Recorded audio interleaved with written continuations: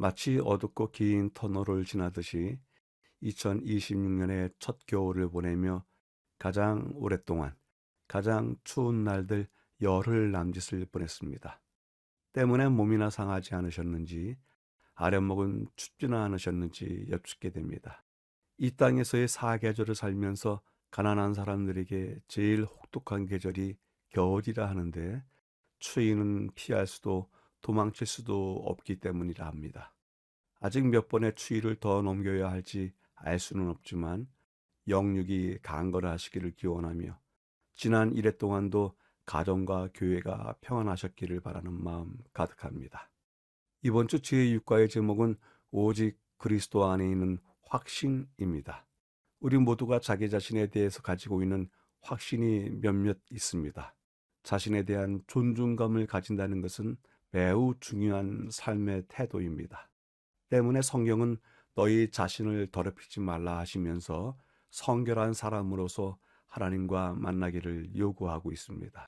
그럼에도 자기 자신에 대한 절제되지 못한 확신이 이를 그르치는 때가 종종 있는데 그것이 인간의 한계인 듯합니다. 따라서 오늘 새로운 접근이 필요하다고 육과 제목이 알려주는데 우리 안의 모든 확신은 그리스도 안에 있는 것일 때만 가치가 있다고 전해주고 있습니다. 이번 주 교과의 기억절입니다. 내가 그리스도와 그 부활의 권능과 그 고난의 참여함을 얻고자 하여 그의 죽으심을 본받아 어떻게 해서든지 죽은 자 가운데서 부활에 이르려 하노니. 이 성경절은 조심하고 생각하며 읽어야 하는 부분이 있는데요. 11절의 첫 부분, 어떻게 해서든지입니다.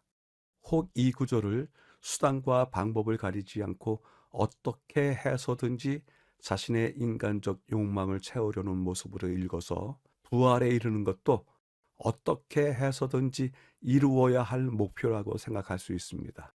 왜냐하면 우리가 종종 쓰는 말 속에 어떻게 해서든지를 사용할 때가 있는데요. 이럴 때면 이 말에는 인간적인, 너무나 인간적인 욕망과 잔혹함이 숨어 있기 때문입니다. 그러나 빌립보서 3장 11절에 어떻게 해서든지의 의미는 조금 다릅니다. 지금의 어떻게 해서든지는 고난의 과정을 거치더라도 그리스도를 알고 그 부활의 권능을 아는 가운데 보다 더 궁극적인 갈망, 목표로서 부활에 이르려 한다는 고백을 듣는 듯합니다. 때문에 그 다음 절에 그 자격을 얻기 위해서 모든 것을 이미 얻었다 함도 아니요 온전히 이루었다 함도 아니라 오직 내가 그리스도 예수에 잡힌 바 되었기에 그것을 잡으려고 달려가노라 라고 덧붙입니다. 극히 겸손한 사람으로서의 바울의 마음속 깊은 곳에 담아둔 열망의 언어를 엿보게 됩니다. 결국 어떻게 해서든지라는 고백 속에는 우리가 가끔 목격하는 이룰 자격도 능력도 없는 사람이 어떻게 해서든지 쟁취하려는 인간적인 욕망으로 읽히는 대신에 부활에 참여하고자 하는 지극히 간절함과 준비된 자의 기다림으로 읽혀지게 됩니다. 기억절을 간략하게 줄여보겠습니다. 그의 죽으심을 본받아 죽은 자 가운데서 부활에 이르려 한다. 줄여볼 수 있겠습니다. 이번 주 교과의 매일의 제목들입니다. 일요일 주 안에서 기뻐함, 월요일 바울의 과거, 화요일 중요한 문제, 수요일 그리스도의 믿음, 목요일 오직 한 일, 그리스도를 아는 것입니다. 제목에서 알 수 있듯이 이번 주 교과는 바울이 가지고 있던 가치관, 세계관의 변화, 그리고 그 결과에 따른 삶의 기준을 다루고 있습니다. 성경 범위로는 빌립보서 3장 전체를 다루고 있습니다.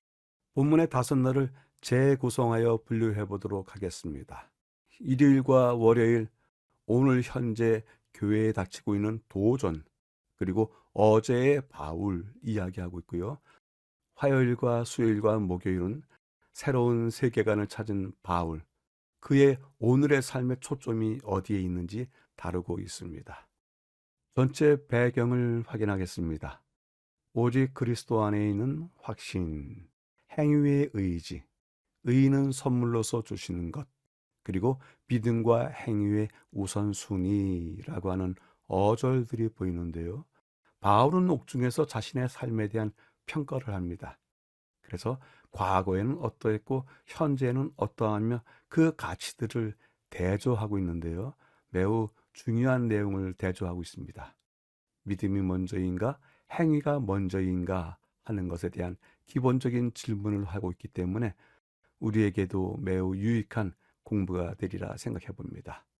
본문을 확인하겠습니다. 우리에게는 율법의 행위와 관계없이 오직 믿음으로만 구원받는다는 것에 대한 여전히 의심스러워하는 무엇인가가 있습니다. 즉 어떤 이유에서인지 우리는 마치 율법의 행위가 구원에 무언가를 기여할 수 있는 양 행위에 의지하려는 경향이 있는 것입니다. 가운데 부분에서요. 바울은 할례가 구원의 필수적이라고 고집하는 사람들을 향해서 인상적이고도 강력한 논증을 통해 이 논란을 해소하였습니다.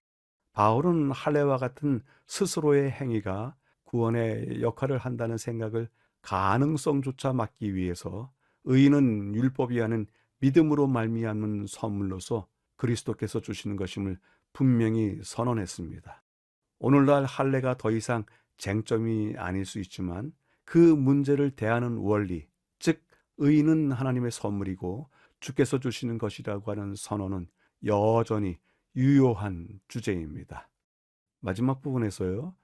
중세 기독교 종교 개혁 자체가 바로 이 쟁점, 즉 그리스도를 따르는 자의 경험에서 믿음과 행위의 역할에 관한 문제에서 시작되었습니다. 결국 그리스도는 우리의 모든 것이며 믿음의 주여 또 온전케 하시는 이이십니다. 저자가 이 성경 구절을 제시한 까닭은 믿음과 온전, 즉 믿음과 행위 그 자체는 동일한 가치가 있는 것이라고 여겼기 때문에 한 성경 구절 안에서 두 단어를 동일한 이치에 넣고서 사용하고 있는 듯합니다. 우리의 우선순위가 바르게만 세워진다면 우리는 예수로 자랑하고 육체를 신뢰하지 아니하는 가운데 하나님의 사랑에 대해서 확신을 가지고 살면서 지금 이곳에서도 구원의 약속을 누릴 수가 있습니다. 마지막 문단은 감동적인데요. 우리가 우선순위를 바르게 세운다면 하나님의 사랑에 대해 확신을 가지고 살 수 있으며 또한 지금 이곳에서도 구원의 약속을 누릴 수 있다고 밝히고 있습니다. 전체 배경을 요약해 보겠습니다. 오직 그리스도 안에 있는 확신. 다루었던 주제는요. 행위와 믿음, 그 가치가 문제가 아니라 우선순위가 문제이다라는 것들을 제안하고 있습니다. 때문에 이 주제를 통해서 율법의 행위, 우리가 구원에 기여할 수 있는 양 행위에 의지하는 경우가 종종 있다. 그런데 의인은 율법이 아닌 믿음으로 받는 선물이다. 주께서 주시는 것이다. 따라서 첫 번째와 두 번째는 서로 반대되는 입장에서 이야기가 자주 되는 것입니다. 첫 번째는 우리가 그렇게 하고 있고 두 번째는 원리가 그렇다라고 하는 것을 이야기해 주는 합니다. 결국 믿음과 행위의 역할, 그것 우선순위만 바르다면 오늘 여기서 우리가 구원의 약속을 누리고 살 수 있다라고 요약을 맺어주고 있습니다. 질문해 봅니다. 믿음이 중요하다는 사람에게 행동이 더 중요하다 말하면서 행동이 바뀌기를 요구하는 것은 아닌지요? 우리의 모습이 종종 그렇게 비칠 때가 있지 않는가 싶어서 질문해 보게 됩니다. 첫째 날입니다. 주 안에서 기뻐함. 그리스도를 신뢰해야 한다는 것이다. 삼가라는 강력한 경고는 그리고 여러 영적 도전에 대한 해결책은 이라고 하는 어절들이 보이는데요. 교회와 개인에 대해서 닥쳐오는 영적 도전들이 있습니다. 여기서는 세 가지를 삼가라고 하는데요. 그 해결책은 주 안에서 기뻐하는 것이다 라고 하면서 운을 떼고 있습니다. 따라서 첫째 날은 어떤 방식의 도전에도 주 안에서 기뻐하는 것이 해결책이다 라고 하는 것을 제시해 주고 있습니다. 우선은 성경 말씀을 읽도록 하겠습니다. 나의 형제들아 주 안에서 기뻐하라. 너희에게 같은 말을 쓰는 것이 내게는 수고로움이 없고 너희에게는 안전하니라. 개들을 삼가고 행악하는 자들을 삼가고 몸을 상해하는 일을 삼가라. 하나님의 성령으로 봉사하며 그리스도 예수로 자랑하고 육체를 신뢰하지 아니하는 우리가 곧 할례파라 말씀하십니다. 바울은 긍정적인 어조와 부정적인 어조를 함께 쓰는데 이 둘은 서로 연관되어 있습니다. 우선 바울은 매우 긍정적인 어조로 시작하면서 마치 편지를 마무리하는 듯한 인상을 줍니다. 그러는 가운데 그의 권면은 계속되고 이 서신의 주요 주제 중 하나인 주 안에서 기뻐하라 라고 하는 진술을 다시 한번 하게 됩니다. 여기서 기뻐해야 될 여러 이유가 있다고 바울은 제시합니다. 가장 중요한 것은 우리가 자신이 아니라 그리스도를 신뢰해야 한다는 것입니다. 때문에 우리는 그리스도 예수를 자랑하고 육체를 신뢰하지 아니해야 합니다. 우리 중 누구라도 이런 방식 저런 방식으로 육체를 신뢰하지 말아야 한다는 것을 힘들게 배우지 않은 사람이 어디에 있겠습니까? 우리의 신앙생활 오늘까지 우리는 계속해서 육체를 신뢰하지 않는 법을 배우고 있고 그것 때문에 다투고 있다고 생각이 듭니다. 가운데 부분에서는요, 빌립보 3장 2절을 읽고 시작해야 되는데요. 개들을 삼가하고 행악하는 자들을 삼가하고 몸을 상해하는 일을 삼가라 하면서 강력한 경고 세 수를 주고 있습니다. 이는 성경의 다른 어떤 곳에서도 찾아볼 수 없는 것입니다. 빌립보 신자들은 바울이 언급한 위협이 무엇인지 잘 알고 있었던 듯합니다. 이 경고는 세 가지 서로 다른 문제라기보다는 거짓 선생의 무리를 세 가지 다른 방식으로 표현한 것으로 보입니다. 이스라엘에서는 악하거나 신앙을 반대하는 사람들을 때때로 개들이라고 불렀습니다. 거짓 교사들은 악한 일꾼이라고 묘사하기에 적절합니다. 마지막에 개역 개정 성경에는 몸을 상해하는 일을 삼가라 했는데 이를 개역 성경에는 살을 베어내는 자 또는 손 할례당으로 칭하면서 육체적인 할례를 주장하는 사람들을 지적하고 있습니다. 이들은 특히 갈라디아와 다른 지역에서처럼 예루살렘 총회의 결정에 반하여 이방인 신자들에게 할례를 강요하고 있음을 보여줍니다. 마지막 부분에서는요, 흥미롭게도 거짓 가르침의 확산을 포함한 여러 영적 도전에 대한 해결책은 주 안에서 기뻐하는 것이라고 이야기하고 있습니다. 우리가 기뻐하는 모든 것은 우리의 삶에 즐거움을 가져다 두고 또한 도전해 오는 각종 이설들에 대해서 면역력을 키워줍니다. 하나님은 우리가 기뻐하기를 원하십니다. 그분의 말씀은 일종의 참된 즐거움과 지속적인 기쁨을 위한 지침서라고 할 수 있습니다. 이에 저자가 제시하는 하나님 말씀 안에 있는 즐거움과 기쁨이 되는 몇 가지 예시들을 분류해서 살펴보겠습니다. 그분의 말씀을 통해서 즐거워하고 기뻐해야 할 것들이 여럿 있는데요. 내면적으로, 영적으로는 무엇 때문에 기뻐해야 될지 저자가 세 가지를 이야기해 주고 있습니다. 주의 긍휼을 받는 것으로 인해서 기뻐하라. 주를 신뢰하는 것으로 인해서 기뻐하라. 그리고 그분의 말씀을 믿는 것에 대해서 기뻐하라 하면서 우리가 내면적으로 쌓아야 될, 영적으로 쌓아야 될 하나님의 말씀에 대한 기쁨들을 제시하고 있습니다. 반면에 또한 우리가 하나님의 말씀을 실천적으로 생활적으로 옮기면서 기뻐해야 될 것들을 몇 가지 제안하고 있는데요. 그 중에 구원의 복을 받는 것, 구원의 복을 받는다는 것은 우리가 실제 생활에 어떤 결과들을 얻는 것이기 때문에 실천적, 생활적인 기쁨이 된다고 여겨집니다. 또한 안식일을 포함한 하나님의 법을 우리의 삶의 방식으로 삼는 것은 우리로 하여금 안전한 길을 가게 합니다. 때문에 그것이 우리에게 기쁨을 주고요. 우리의 자녀들을 경건한 자녀로 양육하는 것, 그것 또한 우리들에게 즐거움을 줍니다.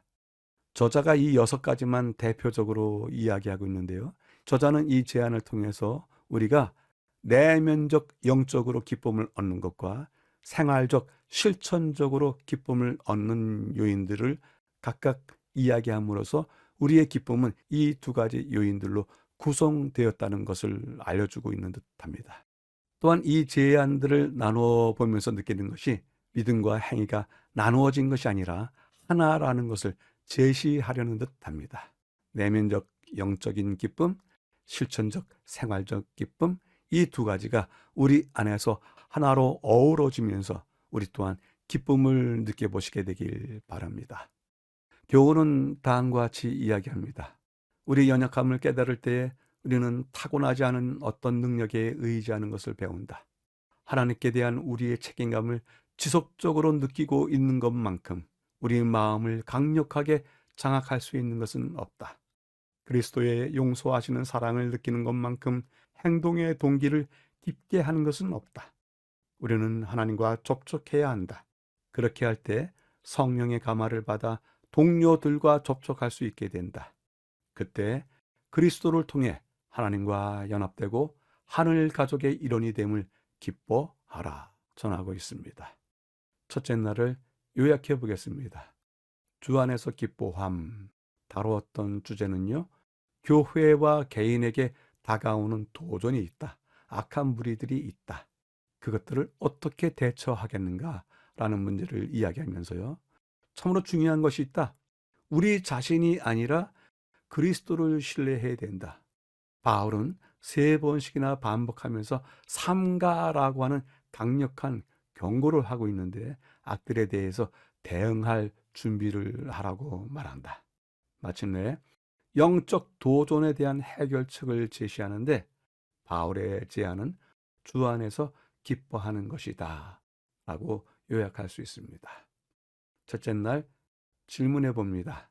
신앙에 어긋나게 대하는 도전들이 우리에게 종종 있습니다. 그러면 그것을 어떻게 대응하시겠습니까? 분노하시겠습니까? 싸우시겠습니까? 아니면 어떻게 하시겠습니까? 우리가 스스로 찾은 방법에 대해서도 이곳에 적어보시게 되길 바랍니다. 둘째 날입니다. 바울의 과거. 하나님의 표준으로 누구도 그렇지 않으며 과거와 현재에서 선한 것, 그리고 율법 앞에 정죄받은 자라고 하는 어절들이 보이는데요. 한 사람의 과거와 현재의 모습을 대조하면서 율법이 요구하는 바는 너무나 많고 너무나 깊기 때문에 우리가 율법을 다 행할 수 없다. 율법 앞에서 우리가 단지 정죄받은 자가 될 뿐이다. 바울이 뜻밖의 선언을 합니다. 율법에 대한 그의 입장을 설명하는 것입니다. 따라서 둘째 날 이야기하는 것은 율법의 열심이었던 바울이 율법의 본질을 보고서 그것이 어떠하다라고 하는 것을 설명해 주고 있습니다. 우리에게 중요한 하나의 방향을 제시한다고 생각이 드는데요. 어떤지 본문을 확인해 보도록 하겠습니다. 바울이 빌립보서 3장에서 말한 것처럼 그리스도교로 회심한 신자들이 자신의 삶을 예수님을 받아들이기 전과 그 이후로 구분해서 생각하는 것은 공통된 경험입니다. 그럼에도 불구하고 옳든 그르든 우리는 때때로 그리스도인이 아닌 사람들을 선한 사람이라고 말하곤 합니다. 세상의 기준으로 본다면 실제로 많은 이들이 그러할 수 있습니다.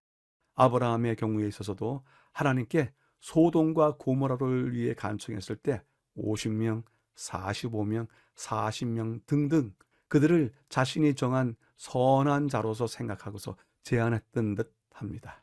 그러나 하나님의 표준으로 누구도 그렇지 않고 그리스도인이라 할지라도 선한 사람이라고 말을 할 수가 없는 것은 마찬가지입니다. 가운데 부분에서는요, 빌립보서 3장 4절에서 바울은 한때 자랑스러워했던 자신의 삶의 여러 모습을 언급합니다. 바울은 거짓 교리를 퍼뜨리는 유대인 신자들과 구원을 위해 오직 그리스도만을 전적으로 의지하고 인간의 행위에 불과한 할례 같은 것을 결코 의지하지 않는 할례 받지 않은 신자들을 은연중에 대조하고 있습니다. 바울의 혈통과 과거의 삶이 동족 유대인에게 상당히 인상적이었겠지만 이러한 것들은 그의 구원에 아무런 기여도 하지 못했습니다. 오히려 이것들이 한동안 그에게 그리스도가 얼마나 필요한지를 볼 수 없게 했기에 구원에 방해가 되었습니다. 마지막 부분에서는 빌립보서 3장 5절 6절을 읽으라고 하는데요. 나는 8일 만에 할례를 받고 이스라엘의 족속이요 베냐민 지파요 히브리인 중에 히브리인이요 율법으로는 바리새인이요 열심으로는 교회를 박해하고 율법의 의로는 흠이 없는 자라 하면서 자신의 과거에 대해서 솔직하게 고백을 합니다. 그가 고백했던 이야기에 대해서 모아서 확인해 보도록 하겠습니다. 빌립보서 3장 5절에 우리가 읽었던 바와 같이 그는 히브리인 중에 히브리인이라고 자기 자신을 그렇게 자랑할 것처럼 선언했습니다.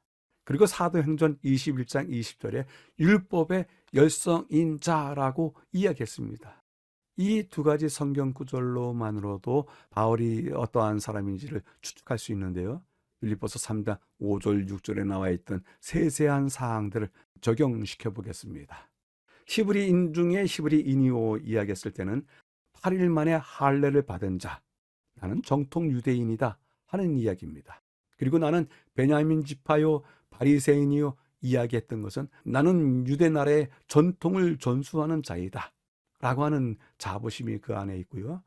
랍비 가말리엘의 제자이다 라고 하면서 가장 엄한 학파의 제자라는 것을 이야기하고 있습니다. 이 몇 가지 설명 속에서 바울은 자기 자신을 히브리인 중에 히브리인으로서 확신하고 있는 것이 분명합니다. 또한 그는 율법의 열성인 자라고 했는데요. 인간과 제도가 만든 바 의에 따르면 그는 흠이 없는 자였습니다. 그만큼 율법의 열성인 자였습니다. 그리고 교회를 진멸할 새 제자들을 옥에 넘기기까지 하였습니다. 그런데 마지막에 극적인 반전이 있기 때문에 바울이 다른 사람이 된 것을 확인할 수 있는데요. 다메섹에서 예수님을 만난 이후에 율법이 실제로는 자신의 생각보다 훨씬 더 깊고 많은 것을 요구한다는 것과 그리스도가 없이는 율법 앞에 정죄받은 자일 수밖에 없다는 것을 깨닫게 된 것입니다. 다메섹에서 바울의 인생과 신앙이 반전을 이룬 것처럼 우리도 또 다른 영적인 다메섹 길을 걸으면서 우리의 삶이 바뀌어져 보기를 기대합니다. 교훈은 다음과 같이 이야기합니다. 그는 회심 후에 유대인이나 이방인을 불문하고 온 인류의 구속주로서의 구주의 사명에 대해 분명한 개념을 얻었고 산 믿음과 죽은 형식주의의 차이를 깨달았다. 복음의 빛 가운데서 이스라엘에게 주신 고대 의식과 예법은 새롭고 더 깊은 의미를 갖게 되었다. 그것이 예표하던 것은 성취되었고 복음 시대에 사는 이들은 그것을 지킬 필요가 없게 되었다. 그러나 바울은 여전히 하나님의 불변의 율법인 십계명을 문자 그대로뿐 아니라 그 정신까지 지켰다 전하고 있습니다. 둘째 날을 요약해 보겠습니다. 바울의 과거 다루었던 주제는요. 하나님께서 요구하시는 율법적 기준에 흠이 없이 살았다고 생각했지만 그것이 담에색에서 무너졌습니다. 혹시 우리도 지금 율법의 기준에 흠 없이 살고 있다라고 자기 자신을 생각하는지요? 우리도 바울과 같은 반전의 경험이 필요하다고 생각이 듭니다. 하나님의 기준과 세상 기준 너무나 다르다. 하나님의 기준에 따르면 모두가 어떤 이도 선하지 않다. 세상 사람들뿐만 아니라 그리스도인들도 마찬가지이다 라고 하는 이야기를 적어놓고 있고요. 바울의 혈통과 삶, 동족들에게 매우 인상적이었다. 그러나 그것이 그리스도를 볼 수 없게 한 단점도 되었다. 마침내 율법의 요구 많고 깊다 때문에 자기 자신이 율법 앞에서 정죄받은 자인 것을 깨닫게 되었다. 바울의 이야기입니다. 여쭈어보게 됩니다. 하나님의 율법이 요구하는 것들에 대해서 나는 살아가면서 이룬 정도가 어느 정도까지 되었는지 우리 자신을 확인해 보시게 되길 바랍니다. 셋째 날입니다. 중요한 문제. 영적인 장부가 있다. 땅의 것에서 하늘의 것으로, 그리고 가치 있게 여겨지는 것들이라고 하는 어절들이 보이는데요. 바울의 세계관이 땅의 것에서 하늘의 것으로 옮겨지게 되었습니다. 그런데 땅의 것에서도 가치 있게 여겨지는 것들이 있고 하늘의 것에 있어서도 가치 있게 여겨지는 것들이 있습니다. 각자 개인이 그렇게 여기는 것들이 있는 것입니다. 그런데 세계관이 전환되면서 그 둘 사이에 충돌이 있기 마련입니다. 이 충돌을 어떻게 해결하겠습니까? 매우 중요한 문제라고 제목을 달았는데요. 과연 어떻게 셋째 날을 이야기하는지 땅의 것에서 하늘의 것으로 향한 충돌의 이야기를 들어보겠습니다. 어제의 연구에서 말했듯이 이전에 바울이 자랑스럽게 여겼던 것들이 실제로는 믿음의 장애물이었습니다. 왜냐하면 그것은 바울에게 그리스도를 필요로 한다는 사실을 보지 못하게 했기 때문입니다. 바울은 그리스도를 믿기 이전에 자신의 영적 회개 장부에 대해서 설명하기 위해서 상업적인 용어인 이득과 손실이라고 하는 단어를 사용합니다. 빌립보서 3장 7절 이득이었던 것들 손실로 여겼으며 8절 손실로 여기면 손실을 잊고, 그리고 이 손실들을 나중에는 배설물로 여겼다라고 하는 단어로 바꿔서 표현하는 듯 합니다.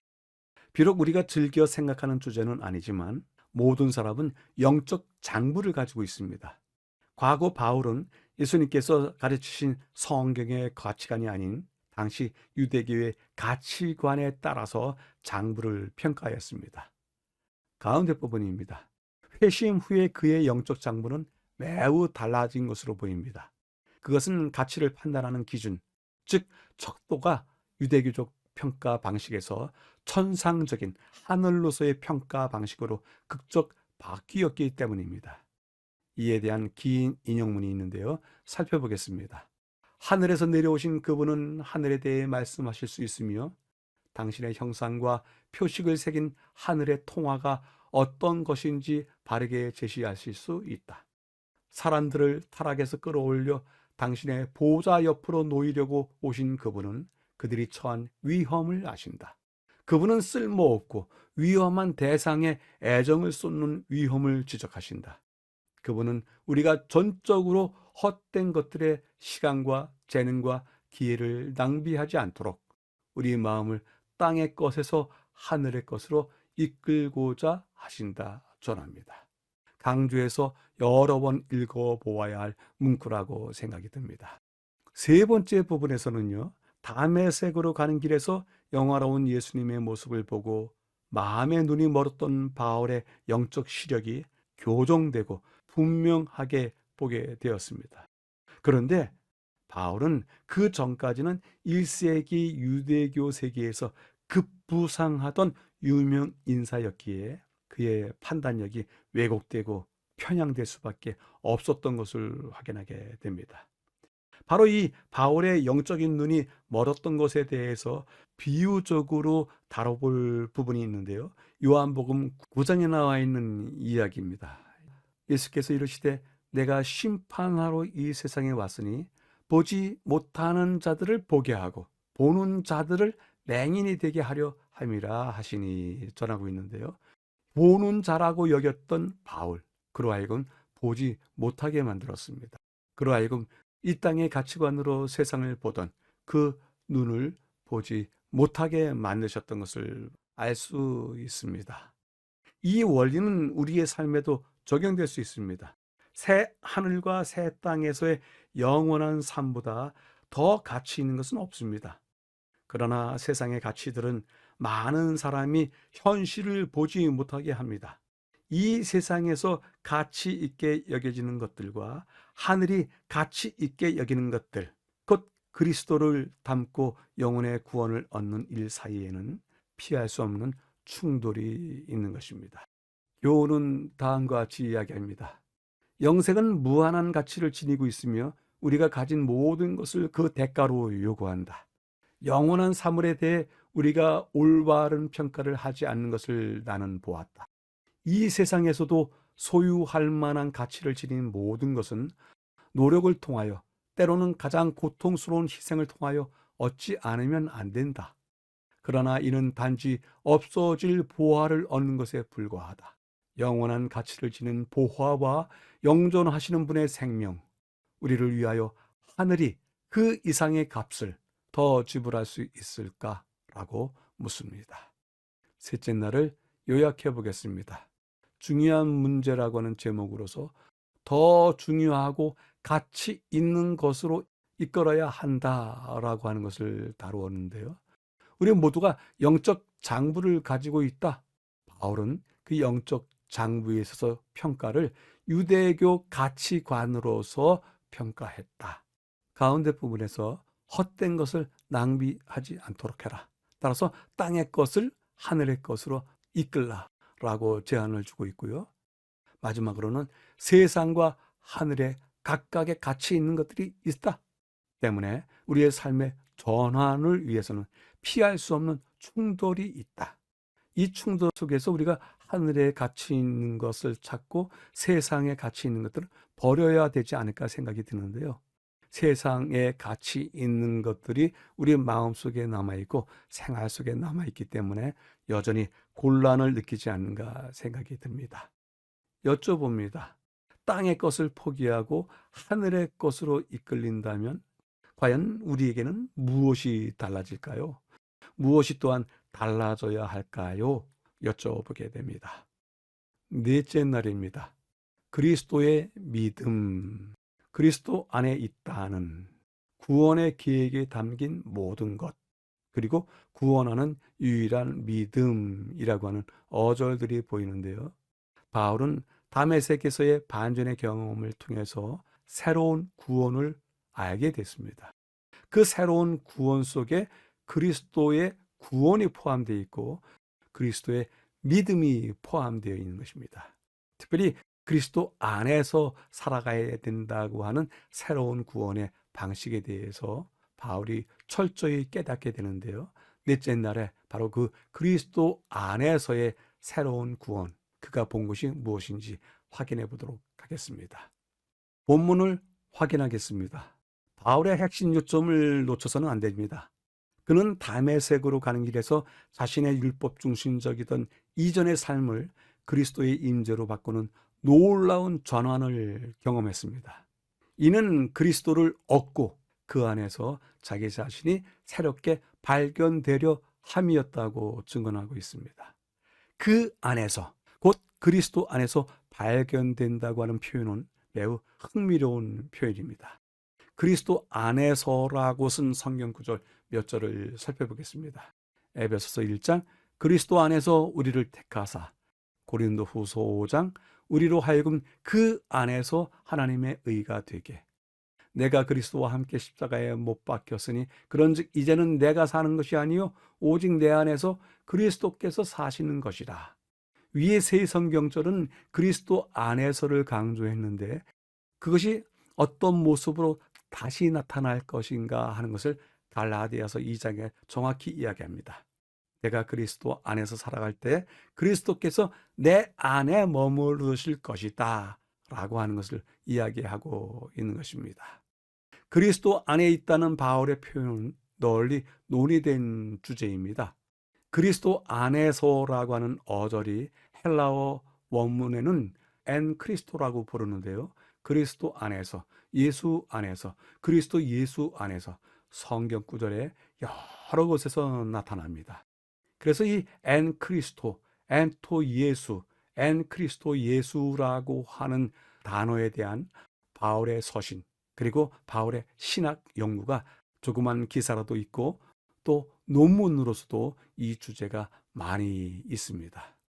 이에 대해서 하늘에 있는 것이나 땅에 있는 것이나 다 그리스도 안에서 통일되게 하려 하심이라 하는 성경 구절을 통해서 그리스도 안에서라고 하는 의미가 어떤 의미를 주는지 정리되는 것 같습니다.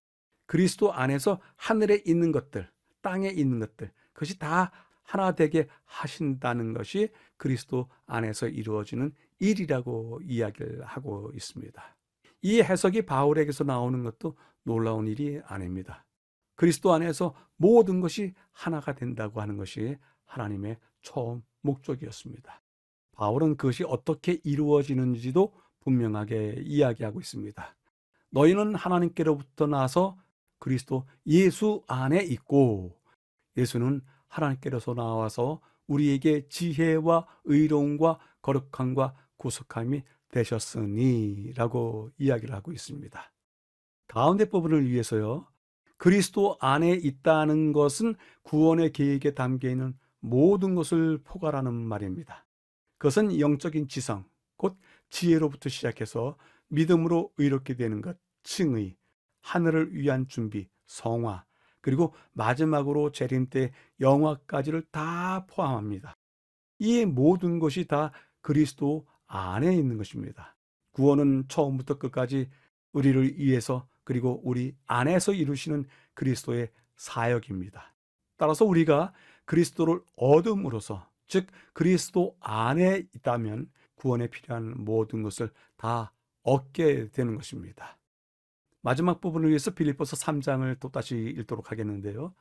그 안에서 발견되려 함이니 내가 가진 의의는 율법에서 난 것이 아니요 오직 그리스도를 믿음으로 말미암은 것이니 곧 믿음으로 하나님께로부터 난 의라. 다시 한번 정의를 내리고 있습니다. 바울이 대조하는 두 가지가 있는데 이 대조는 항상 기억해야 할 만큼 중요합니다. 바울이 깨달은 것과 같이 자기 의를 갖는 것은 진정한 의가 아닙니다. 율법이 생명을 줄 수 없기 때문입니다. 오직 그리스도만이 믿음을 통해서 생명을 주실 수 있습니다. 또 아무 믿음이나 생명을 주는 것은 아닙니다. 마귀들도 믿고 떤다고 하지 않습니까? 구원하는 유일한 믿음은 그리스도의 믿음입니다. 오직 예수님의 믿음만이 하나님의 요구에 완전히 순종하였고 순종할 수 있었습니다. 믿음을 뜻하는 헬라어 피스티스는 충성도 의미합니다. 즉 그리스도의 믿음은 하나님께 대한 그리스도의 충성을 말하기도 합니다. 그러므로 우리가 그리스도 안에 있고 그분이 우리 안에 살아 계신다면 우리는 그분을 믿는 믿음을 통해서 그리스도의 믿음, 즉 주님께서 하나님을 신뢰하고 의지하는 그 믿음을 가진 것처럼 살게 되는 것입니다. 그리고 그 그리스도의 믿음으로 말미암아 우리가 하나님 앞에 믿음으로 말미암아 의를 얻게 되는 것입니다. 그리스도의 믿음 아니고서는, 그리스도께서 보여주신 믿음이 아니고서는 우리가 의를 얻을 수가 없는 것입니다. 교훈은 다음과 같이 이야기합니다. 각 시대를 통하여 믿음으로 말미암는 의의 대진리는 회개하는 죄인들을 생명의 길로 인도하는 굳센 등대처럼 섰다. 루터의 마음을 싸고 있던 흑암을 흩어버리고 그에게 죄를 정결하게 할 수 있는 그리스도의 보혈의 능력을 나타낸 것은 바로 이 빛이었다.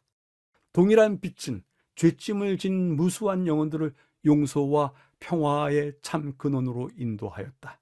모든 그리스도인들은 로마에 있는 교회에 보낸 편지에 대하여 하나님께 감사해야 할 이유가 있다 전하고 있습니다. 마지막에 모든 그리스도인들은 로마에 있는 교회에 보낸 편지에 대해서 감사해야 할 이유가 있다라고 전하는데 그 이유가 무엇이죠? 신약의 다른 그 어떤 성경보다도 로마서가 이 대진리를 상세하게 설명하는데 가장 탁월하고 그 길을 보여주는데 가장 밝게 보여주고 있기 때문입니다. 로마서를 공부해야 될 필요가 여기에 있습니다. 넷째 날을 요약해 보겠습니다. 그리스도의 믿음이라고 하는 제목으로서 바울이 반전된 세상에서 새로운 길을 발견하게 되는데 그것이 바로 하나님의 의, 주님께서 우리에게 주시는 믿음의 의였다라고 하는 것입니다. 성경 말씀에 그리스도 안에 대해서 많이 이야기하는데 바로 그것이 처음부터 하나님의 목적이었다. 그리스도 안에 모든 구원의 계획이 다 담겨져 있는 것이다. 마침내 그리스도의 믿음, 그것만이 완전한 순종, 그것만이 유일한 믿음이었다. 그리고 우리가 신뢰할 수 있는 또한 유일한 믿음이다 라고 요약하고 있습니다. 여쭤봅니다. 예수를 믿음으로 펼쳐지는 다른 세상, 우리는 그 세상에서 어떤 것들을 지금 보았고 보고 있습니까? 그리고 그 본 것이 우리의 삶을 바꾸고 있는지요? 여쭤보게 됩니다. 다섯째 날입니다. 오직 한 일, 그리스도를 아는 것, 그리스도를 아는 것, 표대를 향하여 우리 앞에 놓인 유일한 초점이라고 하는 어절들이 보이는데요. 그리스도의 믿음으로 살기 위해서 우리 앞에 놓인 한 일이 있다. 그것에 초점을 맞추어야 되지 않겠는가? 바울은 그 한 일에만 초점을 맞추었다고 이야기합니다. 과연 우리 앞에 놓인 한 일, 그것이 무엇인지 본문을 통해서 확인해 가도록 하겠습니다. 우선은 빌립보서 3장을 읽도록 하겠습니다. 내가 이미 얻었다 함도 아니요 온전히 이루었다 함도 아니라 오직 내가 그리스도 예수께 잡힌 바 된 그것을 잡으려고 달려가노라. 형제들아, 나는 아직 내가 잡은 줄로 여기지 아니하고 오직 한 일, 즉 뒤에 있는 것은 잊어버리고 앞에 있는 것을 잡으려고 표대를 향하여 그리스도 예수 안에서 하나님이 위에서 부르신 부름의 상을 위하여 달려가노라 전하고 있습니다. 그리스도를 아는 것보다 더 중요한 것은 없습니다. 이는 마지막에 그분이 우리를 알고 아버지 앞에서 우리를 인정하실 것을 보장해 주기 때문입니다. 우리는 그분을 어떻게 알 수 있을까요? 본문의 첫 부분과 두 번째 부분의 내용들을 한 곳에 모아보았습니다. 그리스도를 아는 것보다 더 중요한 것은 없다. 그분 어떻게 알 수 있을까? 첫 번째, 그분 말씀을 읽고 실천하는 것이다. 저자는 실천에 대한 이야기를 먼저 꺼내고 있습니다. 맞습니다. 기독교는 말씀을, 도를 닦는 종교가 아니고 말씀을 행하는, 실천하는 종교이기 때문에 그러합니다. 우리는 제자들처럼 그분을 직접 대면해서 알 수는 없습니다. 그러나 흥미롭게도 제자들은 그리스도를 잘 알 수 있었으리라 생각됨에도 불구하고 여전히 그분의 말씀을 이해하지 못했습니다. 이것은 우리에게 성령의 인도하심이 필요하다는 것을 강조합니다. 하나님의 말씀을 아는 것, 하나님의 말씀을 읽는 것, 그 읽는 것만으로는 부족합니다. 그 말씀이 우리에게 무엇을 전하는지 그 뜻을 아는 것이, 하나님의 마음의 깊은 뜻을 아는 것이 중요할 뿐더러 그것을 실천하는 것 역시 같이 따라야 하는 것입니다. 우리가 그분을 더 많이 알수록 우리는 그분께 더 가까이 나아갈 것입니다. 왜냐하면 우리가 그분의 부활의 권능에 대해 알면 알수록 이 능력은 우리를 새 생명 안에 살도록 인도하기 때문입니다. 우리가 예수님께 더 가까이 나가는 두 번째 길은 그분의 고난에 참여하는 것입니다.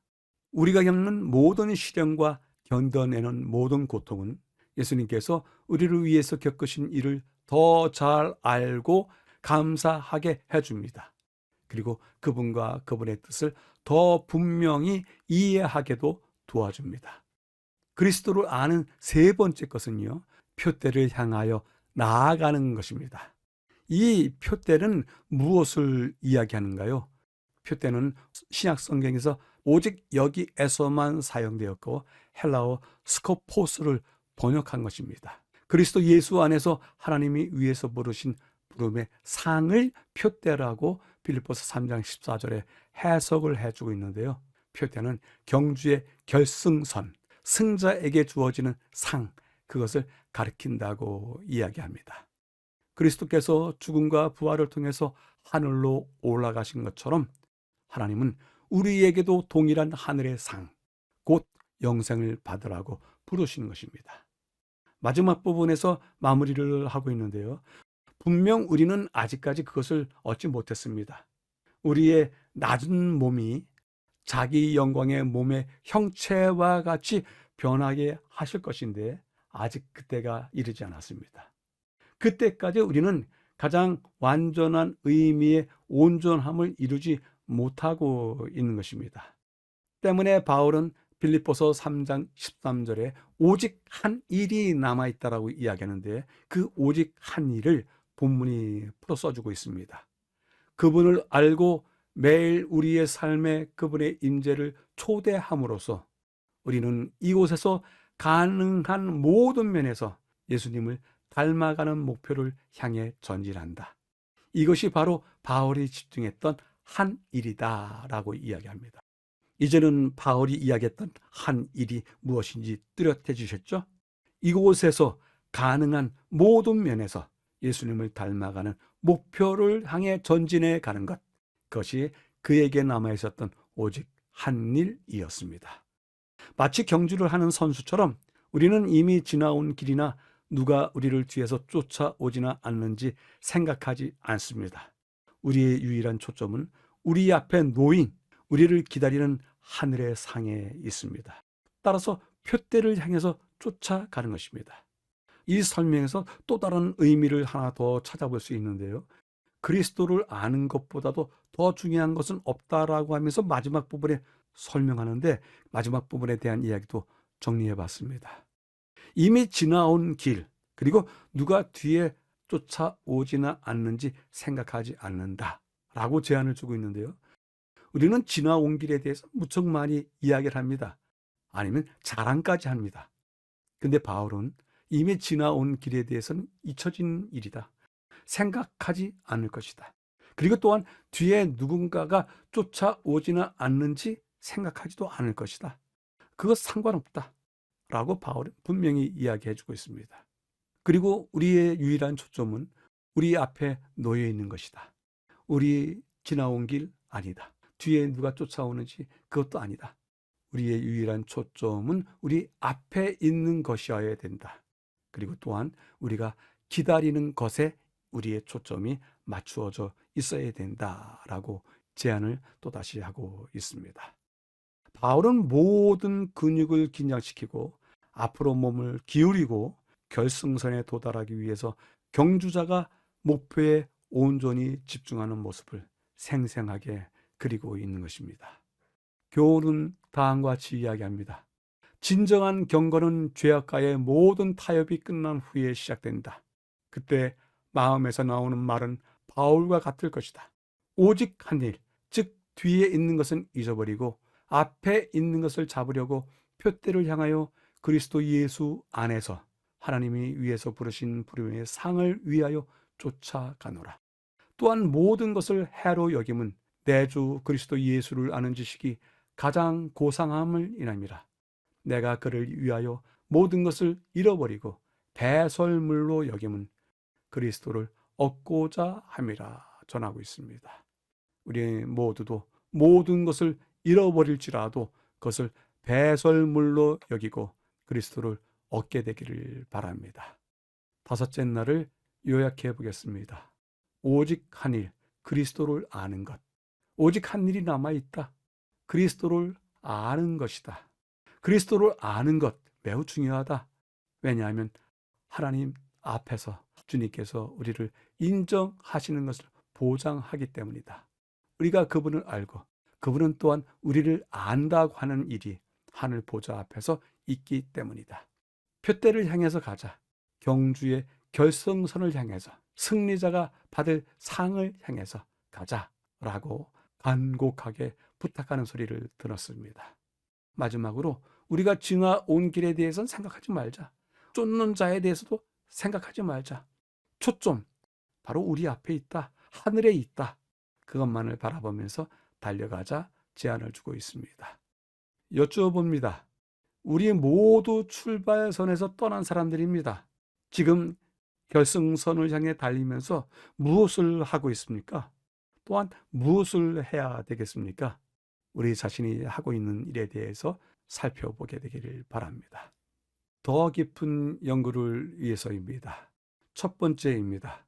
강하고 균형 잡힌 품성을 건설하려고 하는 사람, 온전한 그리스도인이 되고자 하는 사람은 그리스도를 위해 모든 것을 바치고 모든 것을 하여야 한다. 날마다 그는 자기를 포기하는 것이 무엇을 의미하는지 배워야 한다. 그는 하나님의 말씀을 연구하고 그 뜻을 배우고 그 교훈에 순종해야 한다. 그와 같이 하여 그는 그리스도인의 탁월한 표준에 도달할 수 있다. 하루하루 하나님께서는 그와 함께 일하시고 최후의 시험의 때에 설 수 있는 품성을 완성시키신다. 두 번째입니다. 하나님의 자녀들은 하나님의 영광을 드러내야 한다. 그들은 저희의 생애와 품성을 통하여 저희를 위하여 행하신 하나님의 은혜를 나타내야 한다. 의의 태양 광선이 선행, 곧 진실한 말과 거룩한 행실을 통하여 비춰지도록 되어 있다 전하고 있습니다. 자신에게 질문하기입니다. 우리 모두 세계관, 인생관, 가치관을 바꾼 사람들입니다. 그럼에도 불구하고 여전히 바꾸지 못한 생각, 여전히 바꾸지 못한 행동들이 있는지요? 내 자신에게 먼저 질문해 봅니다. 오늘의 교과를 세 줄로 요약해 보겠습니다. 우리를 혼란케 하는 주변에 도전들이 있고 우리가 그렇게 살아갈 수 있다. 그런데 주 안에서 기뻐하라. 그것들이 해결될 것이다. 땅의 것에서 하늘의 것으로 우리의 가치관, 우리의 안목, 우리의 평가 방법을 바꾸라. 그것이 우리로 하늘로 이끌게 될 것이다. 마지막으로 표대를 향해서 오직 한 일에만 전진하라. 오직 그분을 배우고 또 배우는 일에만 전진하라. 라고 이번 주 교과를 요약해 볼 수 있습니다. 본 교과 연구에 참여해 주신 여러분들께 감사드립니다. 다음 주에 다시 뵙겠습니다. 감사합니다.